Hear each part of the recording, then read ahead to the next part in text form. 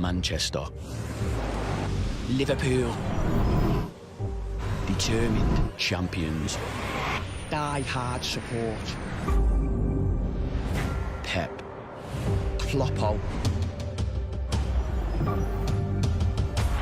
We know how to start a party. And we know how to stop one. What a hit! Goes and wants running tempo, he's got one.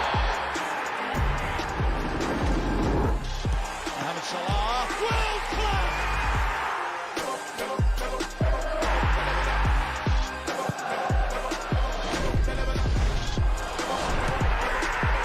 Fine lines, high stakes. Manchester City versus Liverpool, live in the Premier League. Oh yes, this weekend kicks off with a mouth-watering clash between Manchester City and Liverpool at the Etihad, where the champions will be looking to close the gap on league leaders Arsenal, who host Leeds later on in the day. Also playing on Saturday, struggling Bournemouth are at home to Fulham. Brighton welcome Brentford, with both teams flying high and very much in the race for European football. Crystal Palace are at home to Leicester, whilst Wolves travel to Nottingham Forest before Graham Potter's Chelsea welcome Aston Villa in the late kick-off. On Sunday, the stakes are high for relegation-threatened West Ham, who are taking on bottom-place Southampton before Newcastle play Manchester United. Then action concludes with Spurs travelling to Merseyside on Monday. And joining me to preview all of the weekend's games as the Premier League returns, former Brighton striker Glenn Murray, alongside assistant editor for the Mirror, Darren Lewis. Good to see you both, guys. Now, before we take a closer look at this weekend's upcoming games, we can't wait for this one. Let's hear what both managers had to say ahead of this. Jurgen Klopp, but first, Pep Guardiola. We made an exceptional team. My opinion doesn't change for a season that had up and downs. Every club during one season can have these up and downs. We can beat everyone, like we can beat everyone. So one game is one game. The question is be consistent. And always Liverpool have been. And this season, I don't know why. So because I'm not there, and honestly, I don't care. So I don't know the reason why. So they have to ask my colleague. Yeah, super important game. That's the one thing is what's not different to all the other years, because obviously for us super important, for City super important. So apart from that, yeah, it's not. I'm not sure. In the moment, it's not. I don't think it's. Could not say it's nicer to fight for the title or whatever. In the moment, it's just about we have to win football games, and you get usually what you deserve if you work hard enough, and that's what we try. Well, this is it. It is the run-in to the end of the season, and we start with Manchester City hosting Liverpool. Great game to look forward to on the pitch, but also both teams fighting for different things. Liverpool hoping to get into the Champions League places, but for Man City, they've got a game in hand on Arsenal at the top of the table, who are 8 points ahead, and they play before them. How much will they want to put that pressure on them? They have to win every game now, don't they? Yeah, pretty much, yeah. They have to win every game, and Liverpool will be desperate for them not to win it. I mean, there's a real... over the years that we've enjoyed watching the games that they put together and the fireworks they produce. And I think if the Liverpool squad had a choice of who they would, now they're out of it, I'm sure it wouldn't be Manchester City. So they'll be doing their very best to get something out of that game on Saturday. Does either side come into this as heavy favourites? For me, yes. All the numbers for me suggest City are going to win. Liverpool only won one of their last 13 at the Emirates, stretching back to 2015. The City have won 26 out of 28 games at the Emirates. And Etihad, you mean? At the Etihad, thank you. At the Emirates would be interesting. But at the Etihad, they are near invincible. And I think as far as Liverpool are concerned, a big part of the reason why they've fallen apart this season is their away form. Brentford, Bournemouth, there's so many clubs, Brighton, they've been ripped apart at so many clubs away from home, but at home in front of their own fans have been much stronger. If this fixture were at Anfield, I'd say Liverpool all day long. But at the moment, particularly at this stage of the season where City know how to put a run together, I can't see anything other than a City win. I wondered whether Erling Haaland's fitness was a factor in whether Liverpool maybe came into this one with a bit more confidence. At this stage, Pep Guardiola hasn't confirmed that he will definitely be available, but he hasn't been training with the rest of the Man City squad up until today. What do you think? Well, obviously, if he is missing, it's a huge miss. It's a huge loss.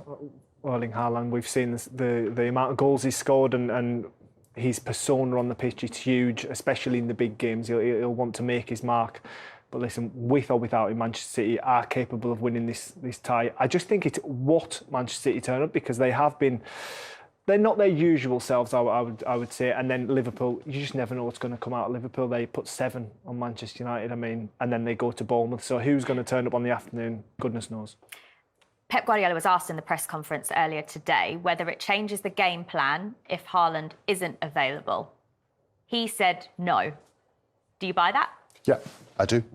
96 goals, was it, they scored last season without Haaland. They know. I actually think their front line is more fluid without Arsenal. Nobody knows who to pick up. They're so interchangeable. They're so classy in front of goal. Everybody knows where the goal is. And I think as far as City are concerned, they're mature enough and confident enough. They've been around the course and the distance. 4 title wins out of the last 5 seasons. I think at this stage of the campaign, they've got the mentality to be able to cope with a game of this intensity. And so I think all of the pressure is on Liverpool to come out and produce. And as you were saying, they'll be desperate for City not to win. But that desperation could leave holes at the back. And I just don't think at the moment they've got that protection in front of the back 4 to be able to keep City out. Yeah, well, they're boosted, Liverpool, by the return of Luis Diaz in training. He could potentially feature, and also Jota has been back for the last couple of weeks as well. Who can you see starting in that front 3, possibly front 4 for Liverpool?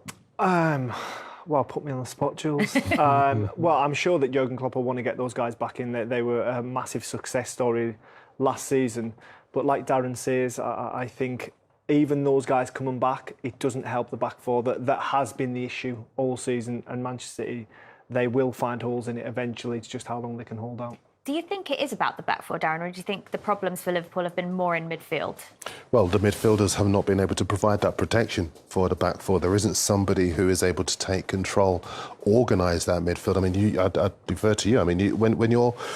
Obviously, you know, defending comes from the front, but in the middle of the park, you know, you've got... Chris Hughton. But you generally want your midfield general. I always remember when... as an example, Pochettino's defence when Southampton and then Spurs had the best defence in the Premier League. And in front of the back 4, when he was at Southampton, he had Morgan Schneiderlin and Victor Wanyama. Yeah. And then when he went to Spurs, he had Victor Wanyama and Moussa Dembele. Yeah. And there was that mix of industry and creativity, but a real organisation and a real protection for that back 4. I look at Liverpool at the moment and they don't have it. And I don't know if it's about the quality, because some people say, oh, Jordan Henderson's too old. And then we see Luka Modric running the game at 37 years of age. I don't think it's about age at all. I think the intensity of last season, they played every single game they could possibly play. And I think even us journalists, we maybe don't give enough credence to the idea that it took a lot out of them physically, emotionally, and it could just be that they need a break this summer and they come back refreshed next season. I don't know. But at the moment, that middle of the park is where teams have been running the show against them. I expect that to be the case tomorrow. I think you're right there. And when you speak about the Pochettino sides, they didn't play with Trent Alexander-Arnold that just bombs forward. So there's a huge gap left there. But it also gives confidence. When you know that your defence isn't going to concede and you've got that bank of 4 and a 2 sitting in front of it, it allows your more attacking players to go forward fluidly and with confidence and just go and play the game. Whereas all of a sudden at Liverpool, there's just everyone's looking over their shoulder. Are they blocking that line? Are they doing this, doing that? And it's just a whole breakdown in communication, it seems. So just a quick one before we move on these 2 teams. Are Liverpool going to make the Champions League places, Glenn? No. I'd agree with Glenn. I don't think they're consistent enough. And that's what the top 4 place is going to rely on at this stage. The team that puts a run together is going to get that spot. And are City going to catch Arsenal? No again. I actually think yes. Yeah? Oh, yeah, go on then. Give us a line why. Why? Well, because... Where are Arsenal going to drop all their points? In fact, we're going to talk about that next. Well, Arsenal could drop points at Liverpool, where they've been very impressive this season, at Anfield. Yep. Arsenal have got to go to City as well. Arsenal have got to go to Newcastle as well. Are you going to see them take 3 points from all those places? Newcastle's defensive record is the best. They don't have to take 3 points at all those places. They don't. But I think if they do start to drop points, given that they haven't been in this position for 20 years, psychologically, what will that do to them? City know this stage of the season. I know, to be fair, if you're watching and you're Arsenal, we were talking to Gabriel Jesus the other week. He said, I love this stage of the season. I've won the league 4 times. I know how it works. So to be fair, you've got him, you've got Zinchenko, you've got Jorginho. They've got the experience and whatnot. City have a whole team of players who know how to navigate this stage of the season. I just think the fixtures at the moment are nowhere near as easy as people think for Arsenal. OK, and of course City have that game in hand as well, and they face each other in, 3 weeks' time? 26th of February, I think it is. Right, let's talk about Arsenal now. They are top.